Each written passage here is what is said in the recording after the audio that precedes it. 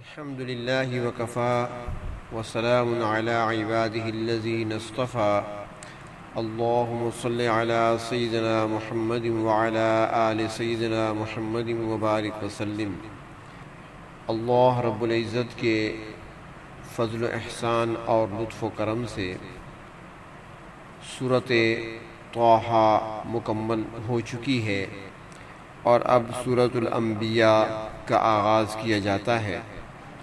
سورت کے آغاز سے پہلے حسب معمول مختصر سا سورت کا تعارف کرایا جائے گا آج کے درس میں۔ یہ سورت مکی سورت ہے اور یہ سورت یعنی سورت انبیاء اس پرآشوب دور میں نازل ہوئی ہے جبکہ مسلمان ظلم کی چکی میں پس رہے تھے اور ہجرت مدینہ کا زمانہ قریب آ رہا تھا۔ ترتیب میں اس کا نمبر 21 ہے اور نازل ہونے کے اعتبار سے اس کا نمبر 73 ہے، یعنی اس سے پہلے 72 سورتیں نازل ہو چکی تھیں۔ اس میں 7 رکوع ہیں اور 112 آیات ہیں۔ حدیث شریف میں آتا ہے، حضرت عبداللہ بن مسعود رضی اللہ تعالیٰ عنہ سے روایت ہے کہ جناب نبی کریم صلی اللہ علیہ وسلم نے ارشاد فرمایا کہ سورت بنی اسرائیل، سورت کہف، سورت مریم اور سورت انبیاء، یہ سورتیں میرا پرانا اور قیمتی مال ہیں جن کی میں حفاظت کرتا ہوں، یعنی ان کو دہراتا رہتا ہوں۔ اس سورت کے مضامین اس سے قبل کی سورت طٰہٰ سے ملتے جلتے ہیں اور تقریباً مکی سورتیں عام طور پر عقائد کے بارے میں ہی بحث کرتی ہیں۔ اس سورت کا پس منظر وہ کشمکش ہے جو نبی اکرم صلی اللہ علیہ وسلم اور کفار مکہ کے درمیان بپا تھی۔ وہ لوگ دعوی توحید و رسالت اور عقیدہ آخرت پر شکوک و شبہات وارد کرتے رہتے تھے۔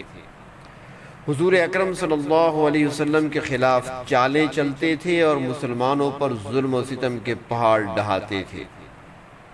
ان کی کوشش تھی کہ کسی نہ کسی طریقے سے اسلام کو دبا دیا جائے، کلمہ توحید کو خاموش کرا دیا جائے، اور جس طرح ہم اپنے باپ دادا کے دین پر چلے آ رہے ہیں، بتوں کی پرستش کی جاتی رہی ہے، ہمارے پاس ہمارا اپنا دین ہی باقی رہنے دیا جائے۔ عقیدہ آخرت ایک بنیادی عقیدہ ہے اور اس عقیدے سے جو لوگ بیزار ہو جاتے ہیں تو پھر وہ ہدایت کا راستہ نہیں پا سکتے۔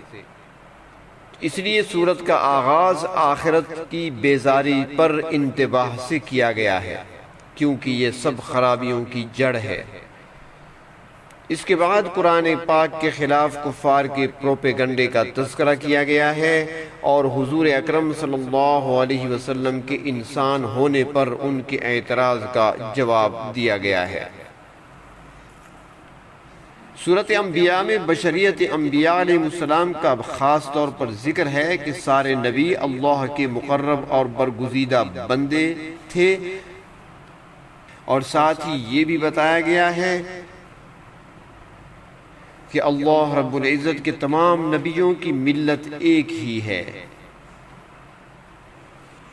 ان کو سمجھایا گیا ہے کہ قرآن پاک جادو منتر نہیں ہے بلکہ نصیحت نامہ ہے، اور پھر آگاہ کیا ہے کہ جو قومیں انبیاء علیہ السلام سے برسر پیکار ہوتی ہیں اور حق کا انکار کرتی ہیں ان کو تباہ کر دیا جاتا ہے،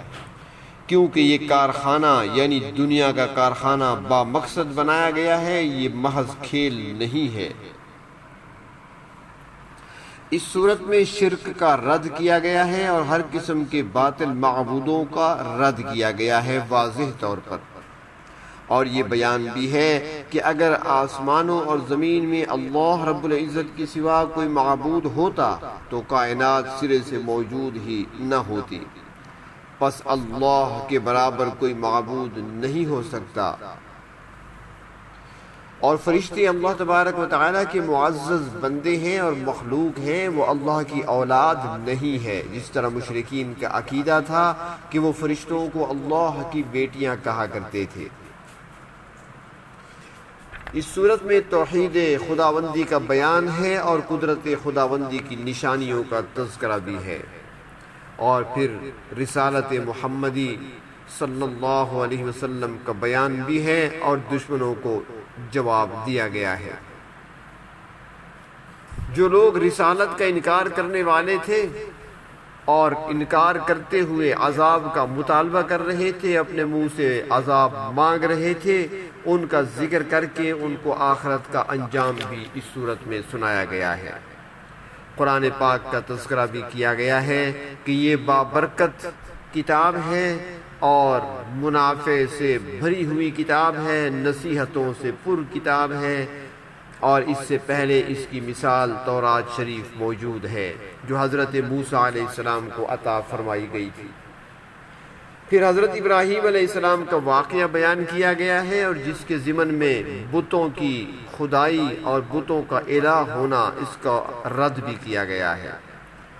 آخر میں حضرت ابراہیم علیہ السلام کی ہجرت کا ذکر ہے، جس میں نبی اکرم صلی اللہ علیہ وسلم اور مسلمانوں کے لیے ایک اشارہ ہے،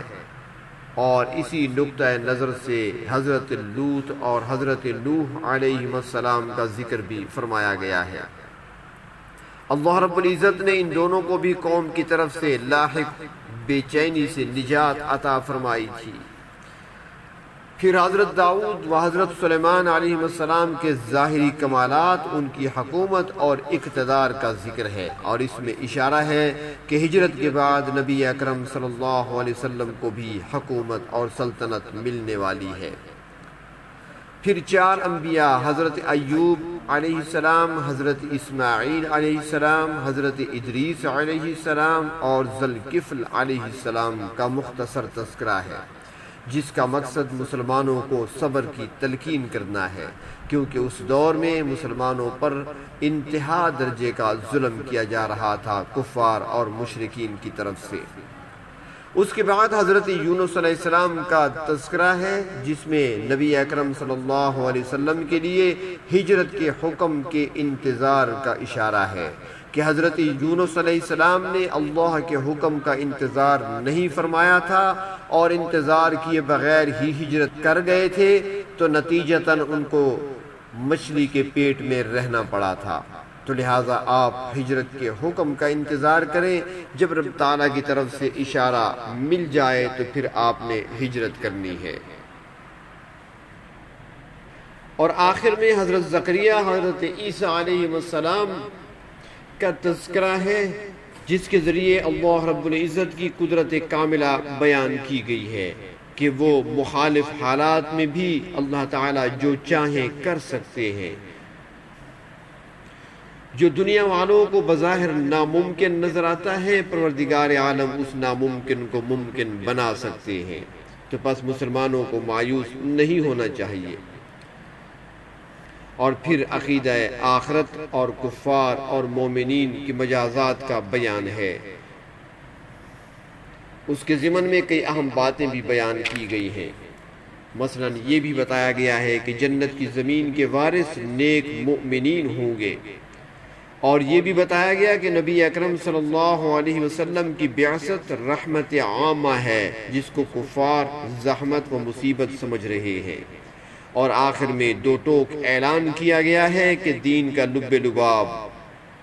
اور خلاصہ خالص توحید ہے، جو اس کو قبول کرے گا سرخ روح ہوگا، اور جو اس سے منہ پھیرے گا ہلاک ہوگا۔ اور سورت کے آخر میں کفار کو بھی بتایا گیا ہے کہ میں تمہیں صاف صاف 2 ٹوک خبردار کر چکا، اب تم مخالفت کی پاداش کا انتظار کرو۔ اس سورت مبارکہ میں حضرات انبیاء علیہ السلام کی تبلیغ کا ذکر بھی فرمایا گیا کہ وہ کس طرح اللہ کا پیغام اللہ کی مخلوق تک پہنچاتے تھے، اور اپنی حاجات میں کس طرح اپنے پروردگار کے سامنے خشوع و خضوع کا اظہار کرتے تھے، اور کس طرح اپنے رب کے سامنے اپنی مناجات پیش کرتے تھے اور اپنی ضرورتیں پیش کرتے تھے۔ رسالت سے متعلق جن لوگوں کے دلوں میں شکوک و شبہات پائے جاتے تھے یا وہ اظہار کرتے تھے اور پھر رسالت کا انکار کر دیتے تھے، تو ان لوگوں کا بھی رد بیان کیا گیا ہے۔ قرآن پاک کی اکثر سورتوں کی ابتدا اللہ رب العزت نے حروف مقطعات سے فرمائی ہے، اور بعض سورتوں کی ابتدا میں تسبیح و تمہید کے طور پر آئی ہے، اور بعض صورتیں ایسی بھی ہیں جن کو بغیر کسی تمہید کے شروع کر دیا گیا ہے۔ جو صورتیں بغیر تمہید کے شروع کی گئی ہیں ان میں ایک یہ صورت یعنی سورۃ الانبیاء، اور اس کے بعد پھر آگے سورۃ نور ہے۔ اس صورت میں نافرمانوں کو ان کے انجام سے براہ راست ڈرایا گیا ہے، اس لیے اسے بغیر تمہید کے شروع کیا گیا ہے۔ گزشتہ صورت یعنی سورۃ طٰہٰ کے آخر میں بیان ہوا تھا کہ ہر ایک انتظار کرنے والا ہے، تم بھی انتظار کرو اور پھر جلدی ہی جان لو گے کہ سیدھے راستے پر چلنے والا کون آدمی ہے اور منزل مقصود پر پہنچنے والا کون ہے۔ وہاں پر آخر میں یہ تھا، اور اب اس سورت کی ابتدائی آیت گزشتہ سورت کی آخری آیت کے ساتھ مطابقت رکھتی ہے، چنانچہ یہاں پر فرمایا کہ لوگوں کے لیے حساب کتاب کی منزل قریب آ چکی ہے اور وہ غفلت میں پڑے ہوئے ہیں۔ اللہ تبارک و تعالیٰ قرآن حکیم کو صحیح طور پر سمجھنے کی توفیق عطا فرمائے اور سمجھنے کے بعد اس پر عمل کرنے کی توفیق عطا فرمائے۔ وآخر دعوانا ان الحمد للہ رب العالمین۔